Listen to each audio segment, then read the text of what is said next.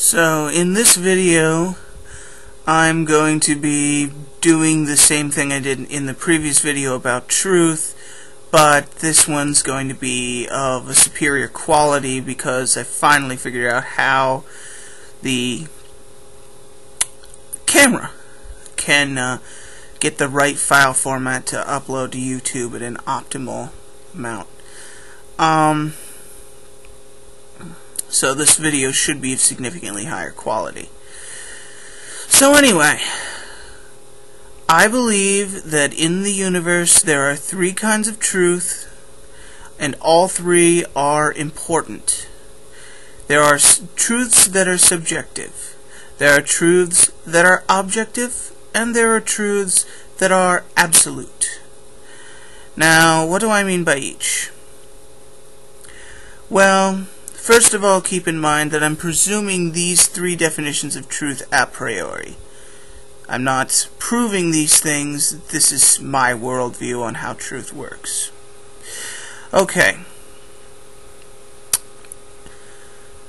Absolute truth is truth that is in reality itself.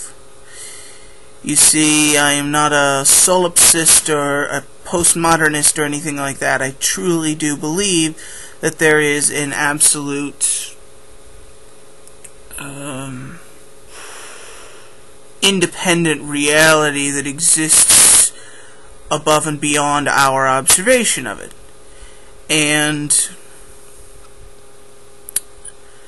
any sort of truth that is absolute would be a truth that would be any truth about that absolute underlying reality that exists independent of our observations. And the only problem with that would be a couple modern experiments in quantum mechanics, but so far that worldview that there is some underlying objective reality independent of our observations seems to be pretty true. The second type of truth is objective truth. This truth is similar to absolute, and in fact some may believe that it is the closest one can get to absolute truth, but that is an epistemological question, not a question of metaphysics, not a question of whether or not there is absolute truth, but simply whether or not we can know it. But anyway, objective truth is any truth, any self-consistent system. I don't really want to say truth because it may or may not be absolutely true. It's any self-consistent system that exists independent of the way we observe it. In other words, given enough time and enough evidence, if you attack, say, a physics or math problem with different angles, were you to do a force problem in physics involving directional vectors, and you were to put them in using different coordinate systems, your final answer would still be the same. Whatever the question eventually was asking, your final answer would be the same if you did the problem correctly. You could use any coordinate system you wanted. In mathematics, there are multiple ways to solve the same problem, but except in statistics and all other types of mathematics, that same exact attack, or those different patterns of attack for the same exact problem, always give the same answer. You can solve some volume, some irregular volume of rotation problems in calculus multiple ways, but each way gives you the same volume when you're done, so it's not really problematic.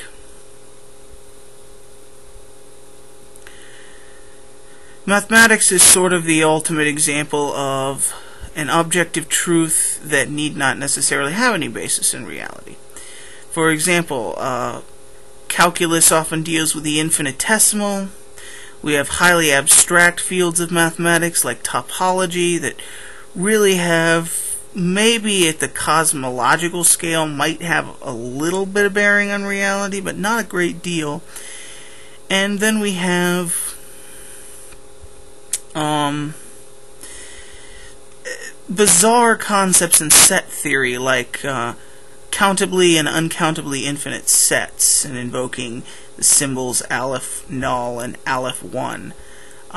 So math is sort of the ultimate example that objective truth is not necessarily concerned directly with absolute truth. The third type of truth is subjective truth. Subjective truth is something that is true to the subject. It's not true because of the object that you're viewing, as in objective truth. The problem you're viewing is what makes your results true. Subjective truth, the way you perceive it is what makes it true. For example, I find green to be my favorite color. That is true to me. All subjective truths are only true to the individual speaking them. Why is this the best? Why do I feel this is the best musician? Why is this line of this poem, why does it speak directly to me, and why do I find it the most beautiful thing I've ever read? Things of that nature. I'm a musician. I play trumpet and some piano. Mostly I do jazz improvisation, because I find that it takes about the same amount of practice as classical music, but you're always given the opportunity to create your own things.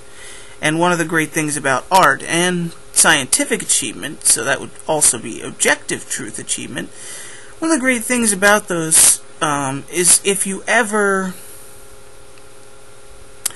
become incredibly great at them, you gain a sort of immortality, which is something I find quite nice, quite comforting to think about, a sort of immortality.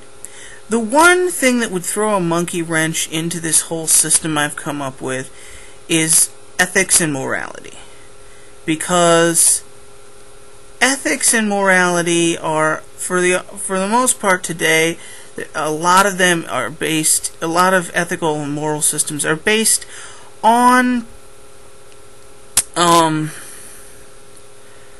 they're based on certain things like scientific knowledge about how the world works. That's where a lot of abortion ethics come from. Situational ethics are, of course, completely based on the situation, so they're very objective. They tend to be very objectively based. They really try to look at the subject logically. But ultimately, there's still some degree of compassion and inborn empathy that most evolutionary biologists say that we evolved a long time ago, which would make sense because all morality, even all ethics, though it tries to be logical, has at its base some a priori assumptions about suffering of others that are not in and of themselves purely rational and purely objective. Not to say that that doesn't matter. All three types of truth are important. I personally feel absolute is the most important. Objective maybe is the easiest way to access as close as I can get to absolute truth. But subjective truth is very important.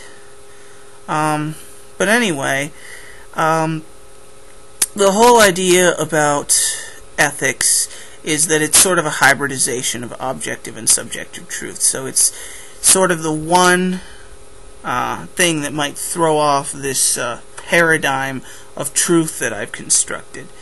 So anyway, if you have anything interesting to say, if you disagree, if you're a postmodernist and you really, really disagree, please comment.